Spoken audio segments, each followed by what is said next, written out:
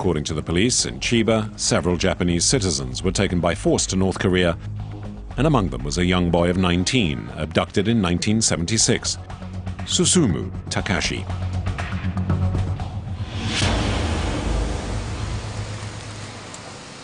This is his brother, Fujita. We asked him to accompany us to the house.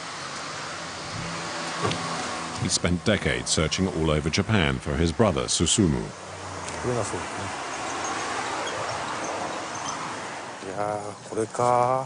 It's here. And just behind is the sea. And it's all closed up. He's sure that today he is at last getting closer to the truth. The house is locked. The North Korean doctor died a few months ago. It's the first time that Fujita Takashi has come here. I'm going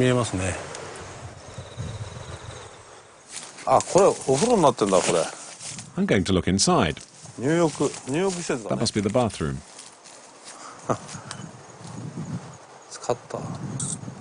And in front of the house, a little path leads down.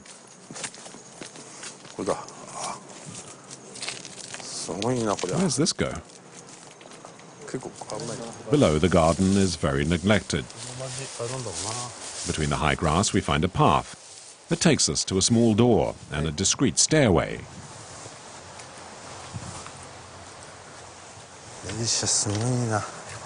And here... this must be a private beach.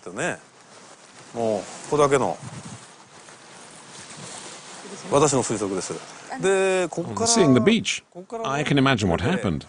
A little boat arrived here, and after there are two ways of leaving.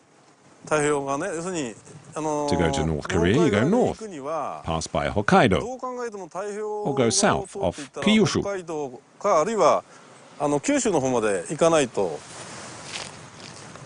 Fujita Takashi has no more doubts that his brother was kidnapped by North Korea on this very beach. He finds this discovery overwhelming. I ask myself how he must have felt. I realize how difficult it must have been for him. It's very painful to think about that. He was probably brought here just after he was kidnapped. I think that if the police had looked here, if they'd found him then, they could have saved him. But Fujita knows that his brother is still alive. Thanks to this photo taken in Pyongyang by a North Korean defector who sent it to him a few years ago. Compared with his ID photo, here is Susumu Takashi after 37 years in North Korea. It leaves one question. How did the North Koreans escape the attention of the Japanese Navy? Maybe an answer can be found here at the headquarters of the Japanese Coast Guard. They keep their best prize in this hangar. It's a North Korean spy boat. And here, the incredible images captured by the Coast Guard themselves during the dramatic events that unfolded that day. It's the 21st of December, 2001. A trawler boat appears in Japanese territorial waters, and they're acting suspiciously. Stop where you are, cut the engines now. And despite the warning shots, the boat refuses to obey and dashes off to the west, with the Japanese Coast Guard in hot pursuit. The naval battle lasts 6 hours. Immobilized by the shells, the boat catches fire. On board, the North Koreans are trying to get rid of all the proof of their activities. The motor has broken down, and in the end they are boarded by the Japanese Coast Guard.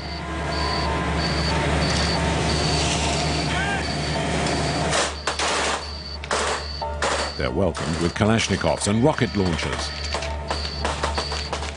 In the middle of the night, the boat sinks, resulting in the death of all 15 North Koreans on board.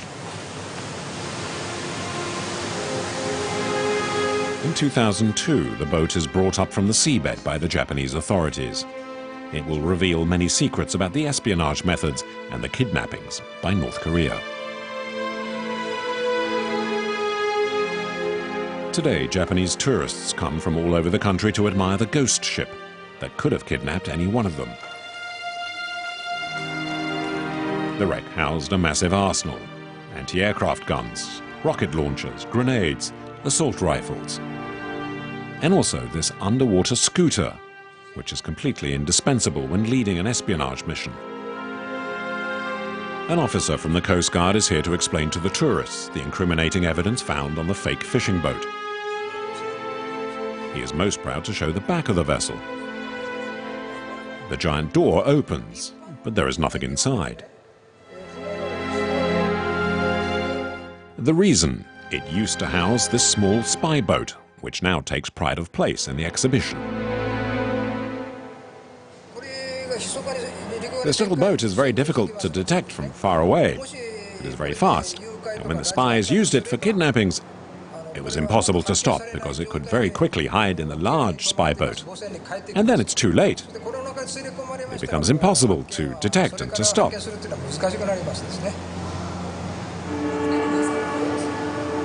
Conceived by the spy masters in North Korea, the boat was destined to fool the enemy until its capture.